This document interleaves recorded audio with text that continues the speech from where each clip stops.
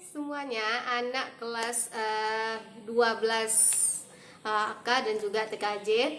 Pada pertemuan kita kali ini kita membahas tentang ukuran penyebaran data. Nah, untuk ukuran penyebaran data seperti janji Miss pada minggu-minggu sebelumnya, Miss akan memberikan beberapa rumusnya untuk kalian mengerjakan tugas 10, di mana itu adalah jangkauan, simpangan baku dan lain sebagainya. Dan juga ada satu contoh dan tentang rank dan juga tentang simpangan baku. Oke, gimana penjelasan dari Miss berikut ini? Nah, kita masuk yang keempat, yaitu ukuran penyebaran data. Yang pertama yang akan kita pelajari itu adalah jangkauan atau rank.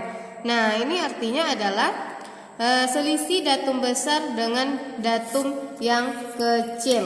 Kalau kita buktikan atau kalau kita tulis melalui rumusnya, maka rank itu adalah rumusnya datum besar kurang datum kecil atau nilai yang besar X maksimum kita kurang dengan X yang minimum. Nah, ini rumusnya. Untuk contohnya nanti Miss jelaskan. Selanjutnya yang kedua yang akan kita pelajari itu adalah ini dia,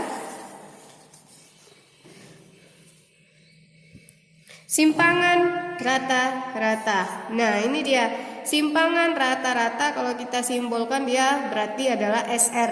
Nah, untuk simpangan rata-rata ini ternyata ada juga data tunggal sama data kelompok. Data tunggal kita rumusnya adalah SR sama dengan 1/N. Nah, sigma atau jumlah dari mutlak XI kita kurang dengan X bar atau rata-ratanya. Nah, keterangannya bisa kita lihat di sini. SR-nya adalah simpangan rata-rata, XI itu adalah datum ke atau data ke, X bar itu adalah rata-ratanya. Nah, untuk data kelompok bedanya adalah kita kali hasil mutlak itu dengan frekuensinya. Nah, sebenarnya dia sama, bedanya ininya kita hasil dari mutlak ini kita kali dengan FI atau frekuensinya. Nah, keterangannya bisa kita baca di sini. Selanjutnya, Miss ada lagi yang namanya variansi ragam dan simpangan baku. Nah, ini saling berkaitan. Ini tidak bisa kita pisahkan. Kenapa tidak bisa kita pisahkan? Oke, kita perhatikan terlebih dahulu. Nah, variansi ragam itu ternyata ada juga data tunggal sama data kelompok, di mana variansi ragam itu simbolnya adalah S kuadrat. Nah, ini dia, simbolnya adalah S kuadrat. Nah, caranya adalah 1/N sigma dari NI. Nah, bedanya dengan simpangan rata-rata tadi adalah kalau simpangan rata-rata kita menggunakan mutlak, kalau yang di sini kita menggunakan kuadrat. Oke, kalau misalkan data tunggal ini atau data tunggal terhadap simpangan rata-rata ini kita menggunakan mutlak. Nah, kalau ini kita kuadratkan hasilnya. Setelah kita kurangkan hasilnya kita kuadratkan. Kalau ini kita mutlakkan. Nah, untuk yang datanya data kelompok juga seperti itu. Nah, data kelompok untuk simpangan rata-rata kan tadi kita mutlakkan juga. Nah, bedanya untuk variansi ini kita kuadratkan. Nah, simbolnya masih S kuadrat. Oke ya. Nah, sekarang kita masuk lagi setelah ini variansi ragam. Nah, ini dia simpangan baku. Rumusnya sama, tetapi S kuadrat ini kita ganti dia menjadi S. Kalau kita rubah dia menjadi S, berarti ininya atau rumusnya kita akarkan.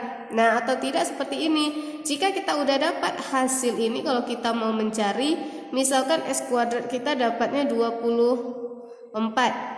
Nah, kalau kita mau mencari simpangan bakunya, berarti S aja akar dari 24. Nah, gini aja untuk yang simpangan baku. Nah, untuk yang data kelompok juga kita kuadratkan aja. Misalkan data kelompok kita dapat S kuadratnya 16.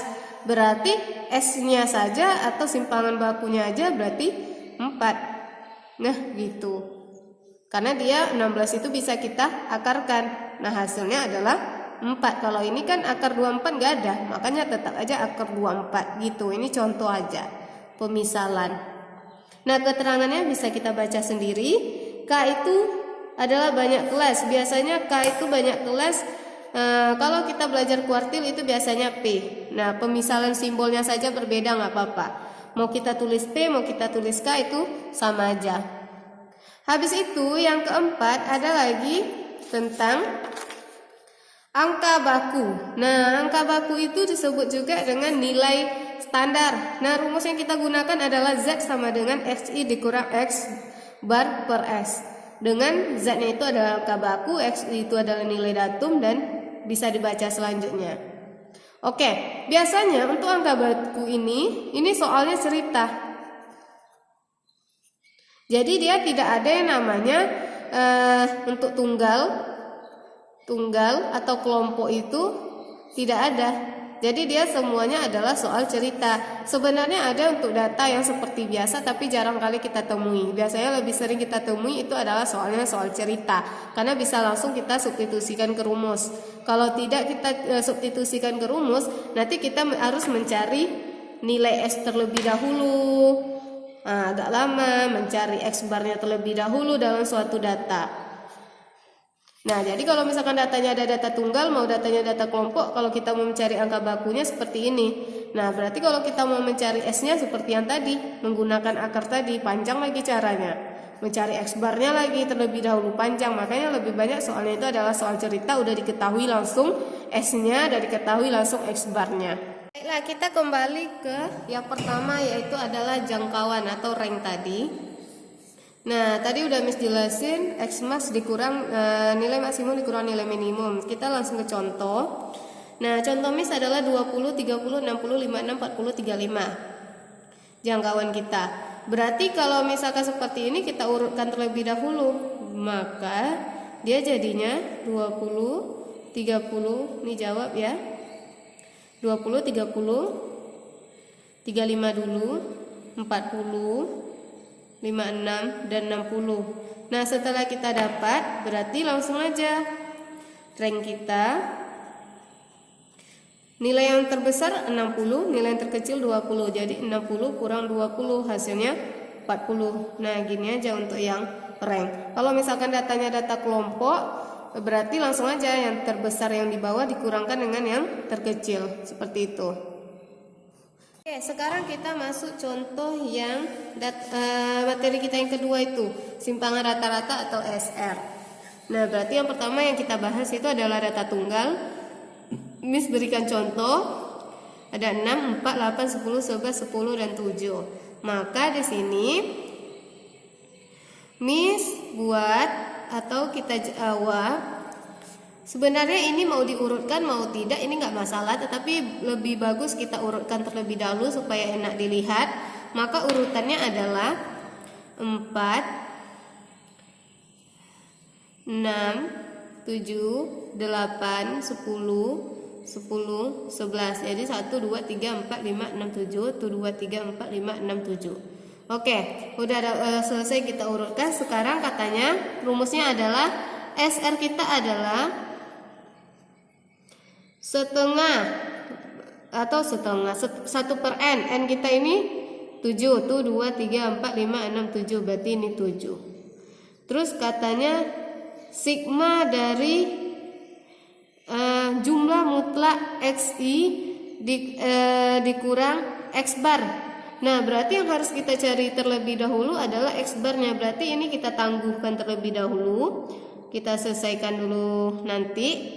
Kita cari dulu yang namanya X barnya.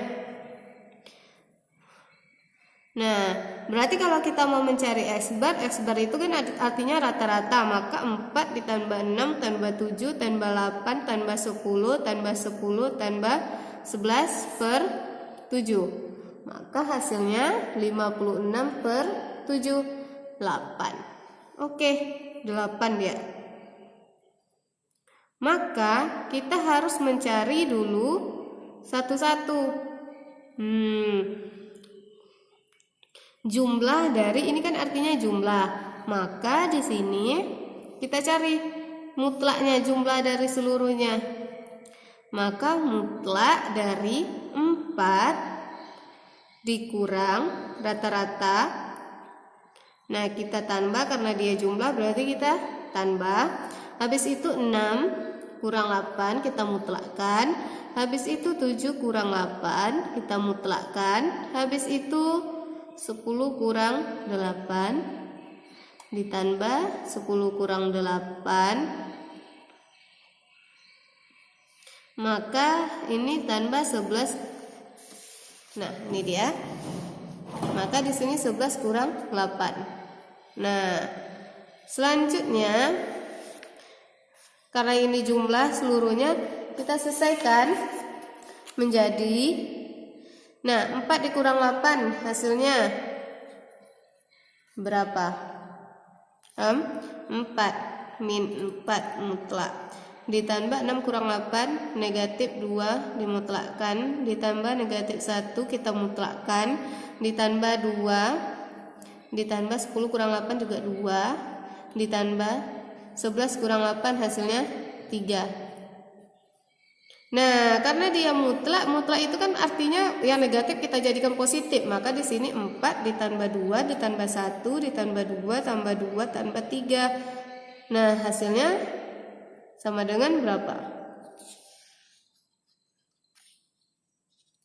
Berapa hasilnya? 4 tambah 2 6 6 tambah 1 7 7 tambah 2 9 9 tambah 2 11 11 tambah 4 tambah 3 14. Maka di sini 14. Dan dapat kita jumlah dari seluruhnya, berarti langsung aja dikali dengan 14. Maka 7 bagi 14 sama dengan 2. 1 kali 2 hasilnya 2. Inilah SR kita. Kita di sini mencari sigma dari mutlak X kurang X bar. Nah, ini hasil mutlaknya atau sigma penjumlahannya 14. Langsung kita substitusikan seperti ini.